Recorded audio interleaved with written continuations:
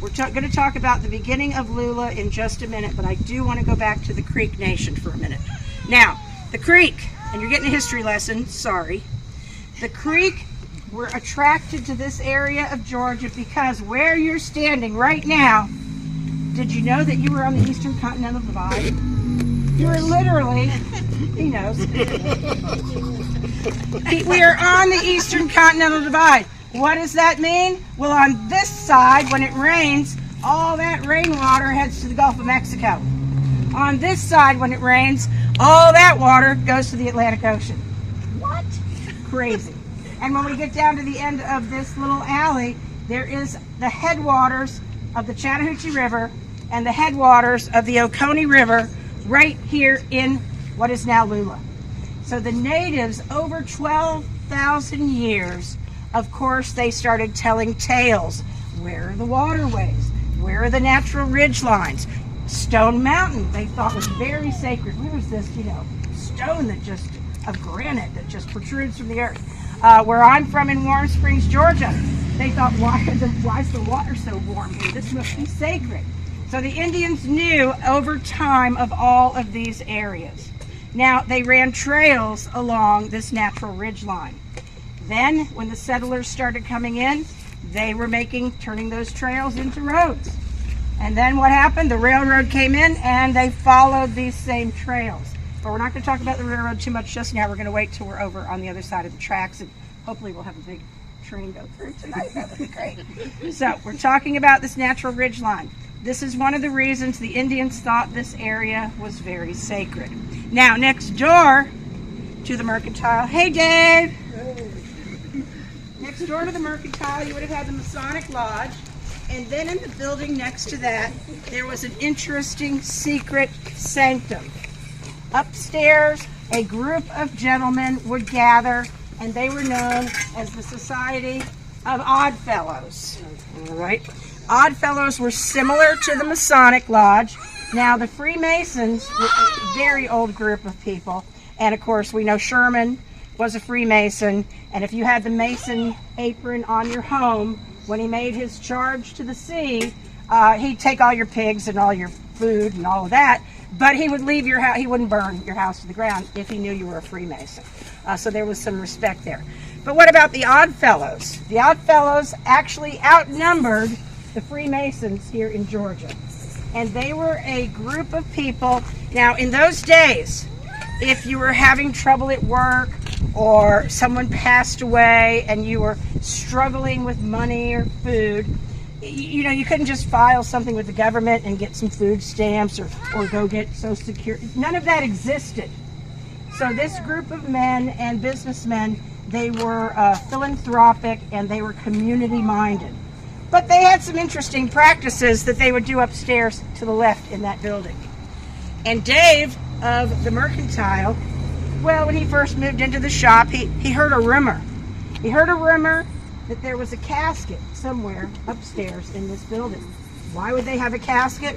Well, part of your initiation into the Odd Fellows was to face death head on. And part of your initiation would be to leave left in a room, a lot of times with a real skeletal remains of a real human, to face death head on.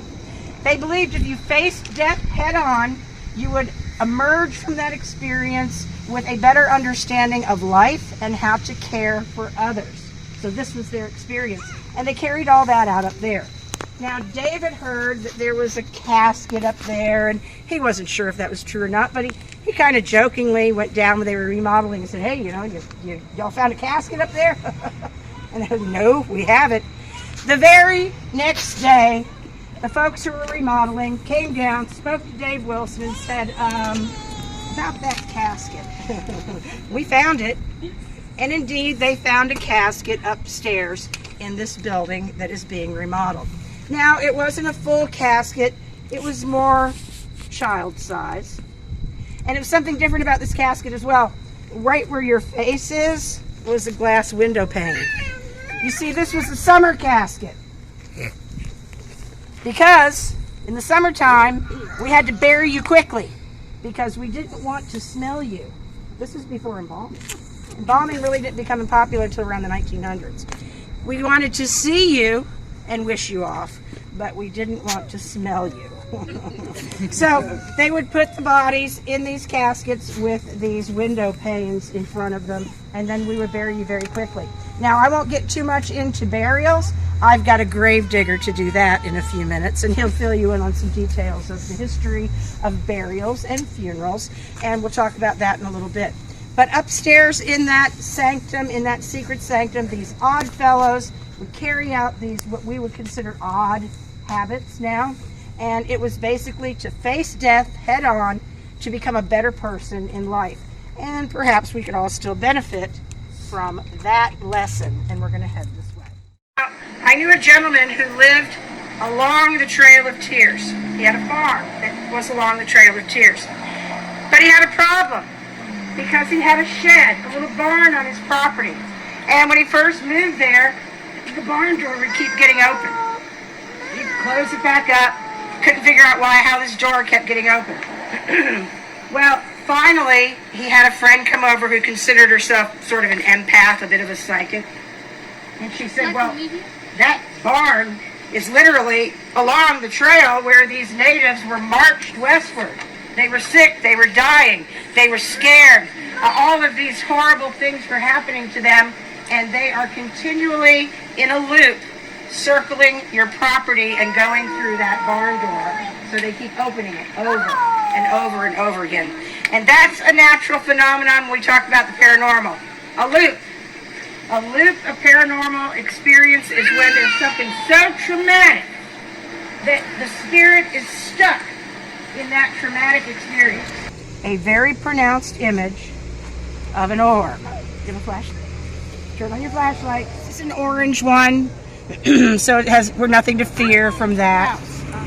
One of the judges in your town was Judge Luke Thompson. And instead of a gavel, he used the butt of his pistol to call in court. Okay, as you can imagine up there. And that's why we say the early days of Lula, it was much like the Wild West. Every gentleman carried a sidearm. That's just the way it was. And the sheriff or any kind of lawman, well, you just didn't call 911 in those days. You took care of things yourself. And that, for my younger folks, is called vigilante justice. Not something we like to have happen. We like to go to court. We like to show evidence. We like all that stuff. But in those days, not so much. Upstairs in the courtroom one day, Judge Luke was overseeing a case. Now, the whole story started with a young boy who was regularly late for school. He was late for school because he would get up in the morning, ready to go to school, but his mother would stop him because a dog from somewhere, they didn't know where, was attacking their cows in the field. And he frequently had to go out and get this dog, and finally he figured out who owned the dog. And he took the dog to the owner, and the owner kept saying, "That's not my dog. That's not my dog. This is not my problem." Well, one morning the young boy is trying to get to school on time, and he looks out, and there's the dog again. Well, he'd had enough. So he got his rifle, and that was the end of the dog. The next thing, and he took the dog's body to the gentleman and left it on his property. Well, before he knew it, he was getting called into court because the man said, "This boy killed my dog." Oh, now it's your dog, right? "This boy killed my dog." So they came to court. And he called in the court, the judge did, with the butt end of his pistol. "Court is now in session." Good thing it wasn't loaded. Boom, boom, boom. And also, children in Lula would stand outside that window listening to all these proceedings. And this is how we know the story, because some of the young folks would listen in. So he called court in order, and he told the gentleman, he goes, "I know you think this young boy killed your dog." And the young boy said, "Yes, I did," and he was there with his father. But the father said, "Look, this dog has been attacking our cows, and my son just had enough of it, and this is why the dog was killed." And the gentleman said, "But he did kill my dog. You have proof." So the judge said, okay, that's fine. $150, sir, pay for your son's killing this man's dog. And he told the gentleman who was the dog owner, come up and sign the papers saying this is your dog and you'll get your $150. So, okay. Man came up, signed his papers, got the $150. Then the judge asked the bailiff, how much are the damages for the cow? And the bailiff said $1,200. And he struck his pistol on the court bench again and said, sir, you owe this young boy $1,200. And the gentleman goes, that ain't my dog. And the judge said, I'm sorry, you just signed papers, took $150, took ownership of the dog, pay the money, or go straight to jail. And we're going to go in and take turns walking through the old jail. Follow me. Oh, don't forget to look behind me. Here are some of the pictures that I took in the old jail, and I just wanted you guys to see if you guys have caught anything. Sorry about the blurry photos. If you notice on the walls, you'll see writings on the wall. Some date back to the 1920s. Let's go over here. Stay for a day or two at all. And then this is your Mexican restaurant. Actually, on the other side. We talked about Lula being a bawdy little town reminiscent of the Old West. We meant what we said. There were a lot of gunfights. There were a lot of shootouts. And unfortunately, in this case, lawmen were involved. And here's how this story started. A young girl went into Mr. Leaf's shop and she broke a fountain pen. Now, for you young kids, there's a pen and there's like ink in it, and you write on paper. You don't tap out, and you don't, anyway. Just, they don't really know. Yeah. So there was a fountain pen and it was full of ink, and she broke the fountain pen. And the shopkeeper was very distressed because, you know, there's a tight profit margin when you run a little shop. Right, Miss Natalie? Tight profit margins at a little shop. So he told the little girl to go home and get her father. His name was Robert Hope. Bob Hope, if you will, but not that. And they don't know who that is either. So Bob Hope was a guy. Never mind. They'll figure it out, right? So she went home and told her father, Mr. Hope, that she was in a little trouble at the shop that was owned by Mr. Leaf. And said, he said I broke a pen, Daddy, and that you have to pay for it. But I didn't, you know, kids, I didn't do it. I didn't break that pen. He's making it up. And that worked up Bob Hope. He was very upset at this point. He thought that someone was accusing his darling little child who would never do anything wrong. You know children. They're perfect. And he got very angry with the shopkeeper. And he went back to the shopkeeper and he told him, my daughter did not break your fountain pen. How dare you accuse my daughter of breaking a pen? The shopkeeper, I saw her break the pen. It's worth X amount of money and you need to pay. And they started back and forth and it became a very heated argument. To the point where the shopkeeper was so angry that he sent one of his family members to get the sheriff and said, we're having a kerfuffle here, in the words of Judge Judy. Judge Judy's a judge on TV. Kids don't know that either. He sent a family member to get the sheriff and the deputy because there was this kerfuffle happening in his shop and he felt uncomfortable. He felt threatened. Well, the sheriff and the deputy go to the judge and say, we've got an issue down there, and the judge says to go, bring in Bob Hope, bring him in, and we'll work all this out in a civilized manner at the courthouse. Well, things didn't go along that way. They went to the shop and were going to arrest Mr. Hope. The deputy said, we're here to take you in. We'll settle this matter in court. Well, Mr. Hope was not going to have any of that. And in those days, a lot of the gentlemen, like my gravedigger, had very long black jackets. And as he was arguing with the sheriff saw his jacket open and he believed that Mr. Hope was reaching for his sidearm. In response to that, the sheriff fired a shot, but he didn't shoot Mr. Hope. He shot his own deputy. He shot his own deputy, Jack Bryant. He shot the deputy, and in response, Mr. Hope shot back and killed the sheriff. Who I shot the... Never, okay. That's another one they don't understand. He shot the sheriff. The sheriff and the deputy both lay dead in the shop, and okay, that was quite an uproar.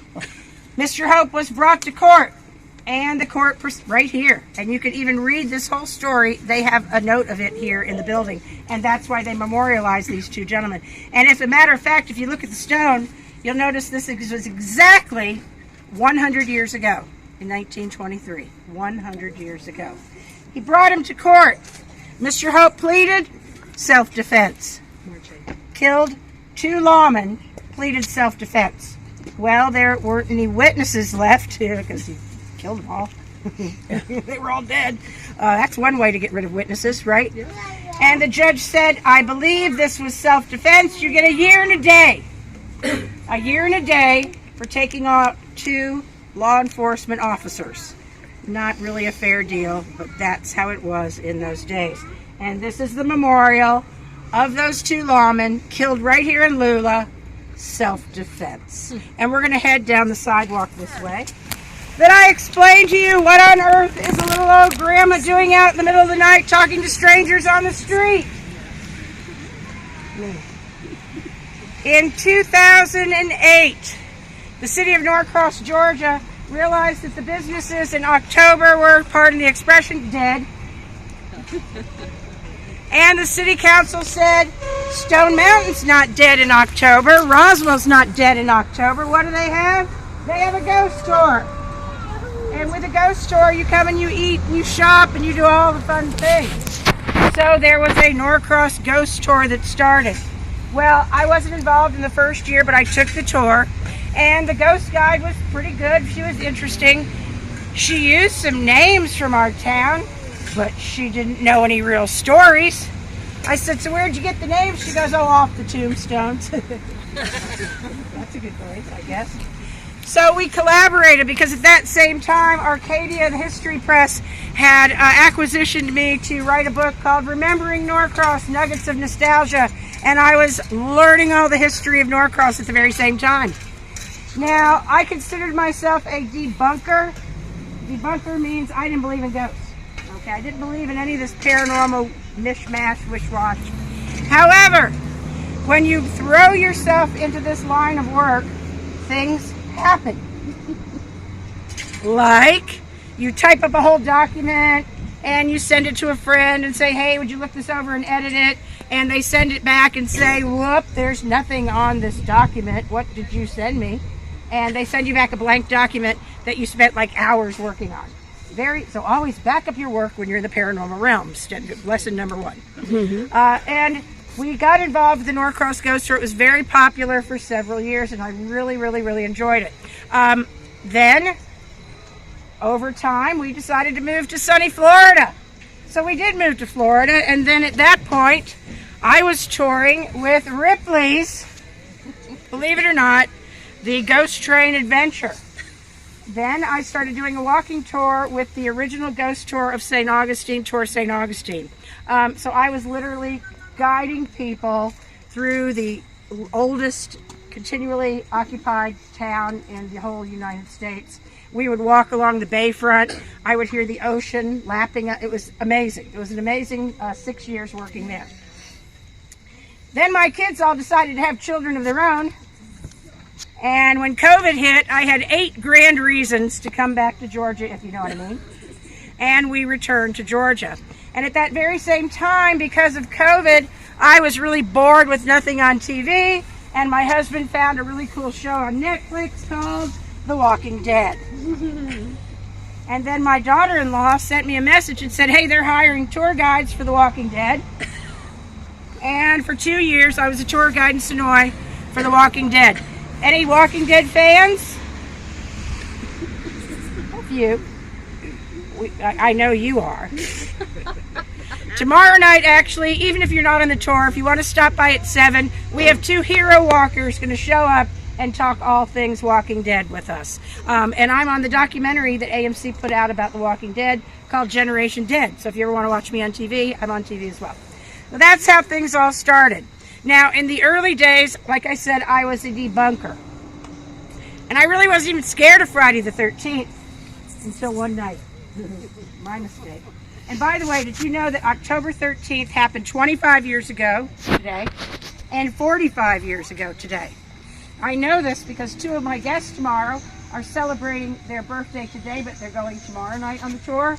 One's turning 25 and one turning 45. I was like, ooh, gotta look this up. And numbers and numerology are an interesting thing. So with this whole frigga triskaidekaphobia, the fear of Friday the 13th, how did that happen to me? Well, I'll tell you. One evening, Friday the 13th, I believe it was August of '08, I believe, we said, oh, there's a Friday the 13th. Let's do a little paranormal hunt. This could be fun. We're going around and people are getting evidence. People are having a lot of fun. And we get to one spot on the tour where we knew a little boy named Billy passed away. He was struck while riding his bike in the street. And his spirit lingered underneath this one house.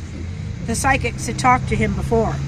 So on that evening, with all the folks out like you are tonight, we called out to Billy. Billy, if you hear us, send us a sign. Billy, if you're here, let us know. And at that very moment, two gentlemen in the crowd had their cell phones go off. They each got 5 text messages. That's kind of cool, because Billy was 5 when he was killed. Billy. Second cool part, gives me the goosebumps to this day. Both of these gentlemen were named William. The only 2 gentlemen in the crowd that received the 5 text messages were William. And William, of course, would have been Billy's name. So that's when we started being a little bit fearful of Friday the 13th. Now, I want to tell you a little bit about Lula. We know that Lula was started in 1873 because of the railroad, which is right behind us. A train could come by right now. That'd be nice. So the Richmond, after the Civil War, a period of time called Reconstruction happened. And this was to rebuild the economy of the South. And what better way than to rebuild it with the railroad? Because we needed to move cotton. We needed to move cattle. We needed an economy to come back. The Richmond-Danville Railroad line you see behind me started in what is now Atlanta, which was first called Marthasville, and then Terminus, my Walking Dead fan, Terminus, same place. And it worked its way first to Norcross, 20 miles north of Atlanta. 1871, Norcross sprang up because of the railroad. It slowly worked its way up to Lula, where we are now, and then north of here was Belton. 1873, the railroad made it here. This rail line goes all the way from Atlanta to Washington, D.C. now. So this is your route to Washington, D.C. This is how Lula and Belton came to be, all because of the railroad. Now, railroads, trains are very dangerous. You don't want to get near them, or you might be visiting Mr. Jim. He might be digging your grave next if you get too close to the railroad. Now, not far from here is a home that was the home of the Terrell family. They live right on the tracks. Well, young Thomas Terrell had been told over and over and over, his name was Thomas Ray, so they called him TR. He'd been told over and over by his mother to stay away from the tracks, stay away from the tracks. She punished him, but a young boy was attracted to the railroad for lots of reasons. One was you could maybe pick up coal that had fallen out of the train. That's kind of neat. You might find something that broke off the train and you could pick it up and save it. And he kept going back to the tracks. And also, these young boys would pick up the train here. They thought it was a kick to jump on the train and ride it into downtown Lula. Not a very safe thing to do, but they did it just the same. Well, he got down to the tracks one day, even though his mother told him to stay away. And unfortunately, and now I have to tell you, this house, I slept there last night. And about 11 o'clock, I started thinking about young TR, and the alarm clock started going brrrr. I was like, okay, get that out of my head. I'm moving to a different room. But that part of the tracks, the train whistle doesn't blow. They blow for crossings. They blow for deer. but that section they don't blow the horn. And as he was jumping on, we believe he just missed and his leg got caught. The train ran over him. He was mortally wounded by the train, not but maybe a mile and a half down the tracks this way. His friends dragged him to his home on the other side of the tracks, the Terrell house. He resisted. He knew he wasn't going to make it. He got up to the porch. They were trying to bring him into the house. And as they got him to the porch and up to the front door, he slammed his hands on either side of the door frame, said, "No, don't take me inside." He didn't want his mother to see him pass. He slammed his bloody handprints on either side of that door frame, and he passed away on the front porch. Poor little Terrell. A month later, his father Simon passed away from unknown reasons. Grief, perhaps. For months, years, they scrubbed. They washed with bleach. They painted over. They could not remove those bloody handprints from either side of the door of the Terrell house. So, pardon? Is it the Horse family that lives there now? No, it's the Greer family that lives there now. Oh, okay. Yeah. So, children, when Mother says, stay away from the tracks, mind your manners, you don't want to end up in Mr. Jim's hands. Because what did you do today, Jim? Miss Sally, I just dug the largest grave I have ever dug. Really? And it takes us to a legend that took place right here in Lula. Back in the early 1900s, there was a Lula resident here by the name of James Finch. Now, James Finch was known in the circus world as the fattest man on earth.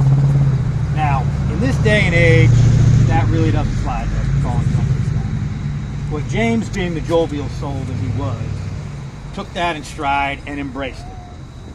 He joined the circus and traveled around the country, entertaining folks all over the country. But he always came back here to Lula. Now you see, he was born here in Belton in 1904, and he was raised by his mother Rose and his stepfather Henry Whitaker, and he grew to the weight of 800 pounds. Now you might be asking, how back 100 years ago did you find out that somebody weighed 800 pounds? Well, Miss Sally brought up the railroad. We have a railroad depot right here behind us. They had to use the cargo scale to weigh James to find out how much he weighed. Now, poor black child growing up here in Georgia, he wasn't able to afford shoes, like you can imagine. Now, running around here in Georgia in the summertime in bare feet, as you all know, probably not the best idea, is it? Because everything here is ready to sting you or bite you. So how did James come up with shoes? Now he had a size 17 shoe. Put that in perspective, I wear a 9.5. Yeah, that's a big foot. I've known one person in my life who wore a size 17 shoe. And he wore a 17 quadruple E, and this was in the 1990s. He had to have shoes custom made. So what did James do as a youth? Well, he took old Model T tires, cut them up, and strapped them to his feet so he'd have something on his feet to walk around here in the summertime. Now, luckily, over the years, from him traveling around the country, the Bona Allen Leather Company in Beaufort, Georgia, took it upon themselves and made James a custom pair of leather shoes, size 1740. Now, they were famous at the time for having made the largest shoe in the world that was 300. I don't know about you, I've never seen a shoe size 300. I can't even imagine. It's probably for like a World's Fair or something, you know, it's an expo or something. Interesting. Yeah, probably right. Now, James, on the off season, used to spend the winters in New York City. The circus used to go down to Florida and do their traveling troupe down in Florida, and James didn't want to go down to Florida. Being 800 pounds, he probably didn't want to spend that much time in the Florida heat. So he would stay in New York and keep himself fed and clothed and a place over his head. the restaurants in New York would pay him to sit outside the restaurants and eat their food in the hopes of attracting customers to come in and enjoy their food. So that's how James would survive the winter time. Now, when he was growing up here in Georgia, his back was so broad, he used to take several children on his back and float them onto the farm pond. He was just a very jovial man. Now, when he died, and by all accounts, nobody's really sure if he died in New York or Ohio. We haven't been able to find out, have we? Right? Because African Americans' history is not well documented. At least before the 1960s. At least before the 1960s, yes, correct. Now, James was so well loved that when his body was brought back here to Lula, local folks lined up the railroad tracks for miles just to see James home here at Lula. Now, James was buried in a casket that was the size of a grand piano. As you can imagine, somebody that weighs 800 pounds would need a casket that large. When they were carting him down to the Springfield Baptist Church, they had to take the doors off the church to get the casket inside. Now, as a grave digger back then, without modern machinery, could you imagine having to dig a hole 10 feet deep? Incredible. Size of a piano. So it would have made my job very difficult. Very difficult. Very difficult. But James was one of your local legends here in Lula. Now, earlier we asked you all if you had any coins on you, correct? Most of us don't anymore, do we? It was a little difficult to find coins. And we asked for the coins for a reason. Have you all ever been to a cemetery and walked by a gravestone or a grave marker and there's coins on the gravestones or grave markers? Anybody know why? They're for the veterans, yes, but there's very specific reasons for the 4 coins that are used. A penny, a nickel, a dime, and a quarter. The penny is you just stopped by. You might not have known the veteran that passed away, but you just stopped by to pay your respects to the veteran. So you leave a penny. Okay. Now this is somebody that you went to boot camp with and you're paying your respects. You put the nickel. Okay? Now, if you have a dime there, you actually serve with that veteran. Okay? Now the quarter comes up to the really important part. If somebody leaves a quarter for that veteran, they were with them when they passed. Okay? So my job as the gravedigger would be to go through the cemetery, pick up all those coins, and the coins are put into the local church donation. Thank you. Senior moment, sorry. Oh, yeah. That's words. Hey. And if you got to put your flashlights on, I'll go around as you're finishing up and I'll show you a picture of James Finch. Of the decedent would have to care for the body. Wow. They would wash the body, dress the body, and they'd have to prepare it for burial. Now, if you can imagine, back then, you had to get your people, unfortunately, into the ground very quickly, okay, for obvious reasons. It wasn't until the 1890s that mortuary science came into play, and at first, before there were funeral homes, there were traveling morticians who would come by and they would embalm your loved ones so that you could pay your respects over a little bit more time. So especially down here in the South, you can all imagine how quickly you would have to get one of your loved ones into the ground. I also have one trivia question before I finish up. Who knows the difference between a graveyard and a cemetery? I do. Oh, I do too. I do. She knows. Raise your hand. They got different. I've got an Because answer they have here. different names, but they're different names for a reason. Does anybody know what the reason is? One's associated with the church and one's away from the church. Do you know which one? I'll make the wrong guess. So you can tell us. Cemetery is a standalone facility. A Graveyard. graveyard is attached to a church, which you will see a lot of here down in the South. I'm a Yankee. transplanted Yankee. So our cemeteries are very different than y'all's down here. We had very few graveyards. Okay, we just had these monstrous cemeteries. Whereas down here, you have a lot of little graveyards and they're all attached to churches. So that little bit of trivia there is why you have different names. That one? I think it's time to go to the mercantile and see if we can stir up Some some spirits? spirits. Are you game? Yeah! This is the store. Just said that they have many haunted items. Oh yeah, we're turning from the door. Yeah, apparently we're just going to conjure up some spirits. And Right. Yeah, the Lord.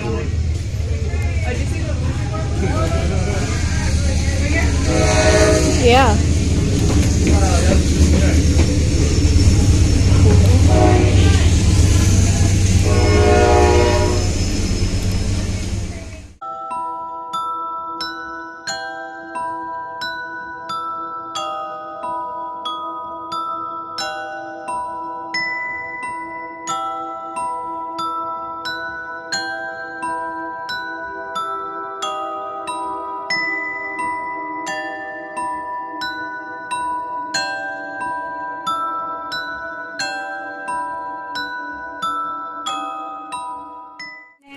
Fulk, F-U-L-K.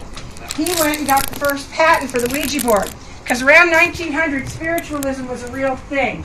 One of the reasons for that was that so many people had lost loved ones during the Civil War, and their bodies were never returned. They didn't know if they were still living. They didn't know anything. It was just a mystery. And so people were interested in contacting the deceased, and they would use the Ouija board. Started out as a parlor game, just for fun. Well, Fulk took advantage of this game, and he went and got a patent on it. Smart, as a toy manufacturer. Now, he started with this toy company on the ground floor. Keep that in mind. Started out just as an apprentice on the ground floor, but he worked his way up until he owned the company. He got the patent on the Ouija board, but the patent officer said, "You got to prove this thing works before I'm going to give you a patent." So, now I'm sure this was hokey pokey, we admit. But they went to the patent office, and the Ouija board spelled out the last name of the patent attorney. And apparently he left the building shaking, having signed off the patent for the Ouija board, okay?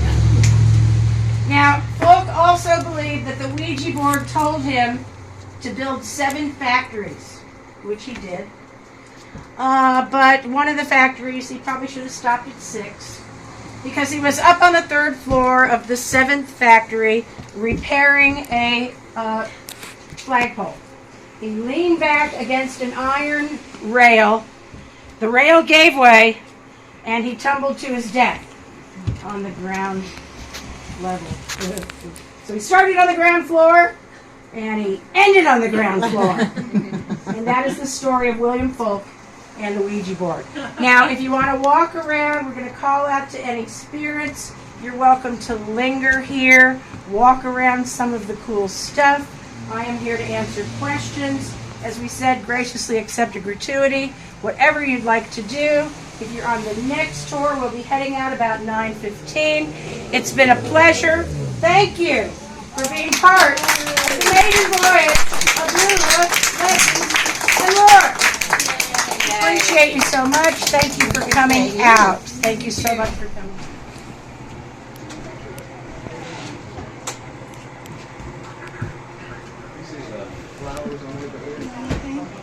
I got a lot of EMFs. Flowers and beating them with a claw hammer into the claw. Like, my dad's been picking the flowers for her.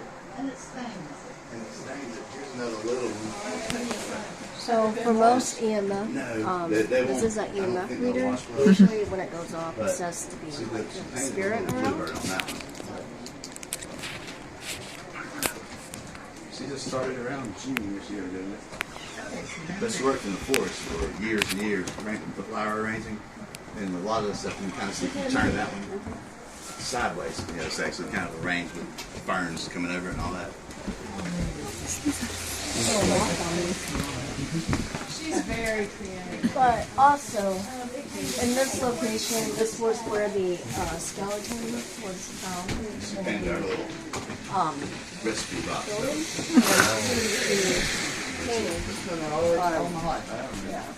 The painting that like shifts every time and people are scared of it. Thank you for watching this video. Please like and subscribe and have a great day. Bye!